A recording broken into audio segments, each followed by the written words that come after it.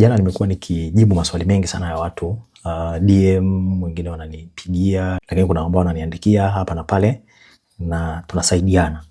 Sasa kuna mtu akaniambia kitu kidogo, nilicheka lakini nikamjibu. Akaniambia, bwana, hebu niambie, hii NMB vile inavyokimbia hivi inaweza kaendelea hivi kwa miaka 10? Nikashtuka, nikamuuliza, hebu ngoja kwanza, hii miaka 10 unamaanisha miaka 10 ya utendaji mzuri, kwa maana wanatengeneza faida vizuri, wanatoa gawio nini hizo, au unamaanisha bei?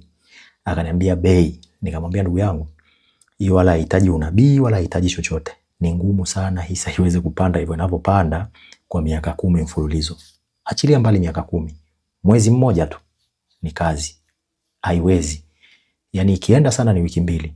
Ikizidi hapo kutakuwa na shida, kwa sababu tayari in between kuna watu watakuwa wameshatengeneza faida, wameridhika, wameamua kutoka. Sasa wanavyoamua kutoka, ina maana wanauza. Wanavyouza, hiyo tayari ni supply. Ikikosa demand ya kuinyonya yote, ina maana tayari bei itaanza kudrop. Kwa hiyo ukiona bei zinapanda hivi, amini kwamba hakuna upandaji ambao unadumu milele, wala hakuna kushuka ambako kunadumu milele.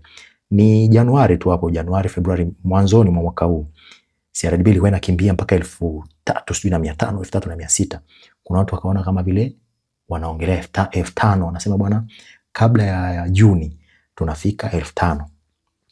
Leo iko wapi? Iko 2,600 hapo, zaidi ya miezi 6 inayumba yumba hapo tu. Inarudi 500, inaenda 700, inarudi hapo hapo, haisogei. Kwa hiyo hata NMB, unaona huu moto inaweza ikafika mahali ikarudi, afu ikisharudi sasa inakaa mahali inaanza kukwama. Ogopa sana bei zikimbie mbele ya utendaji.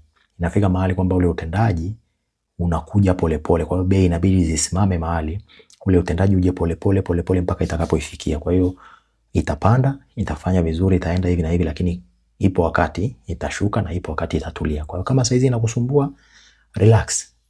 Bado soko lipo, bado hisa zipo, utanunua tu hata wakati mwingine. Sio lazima ununue sasa hivi.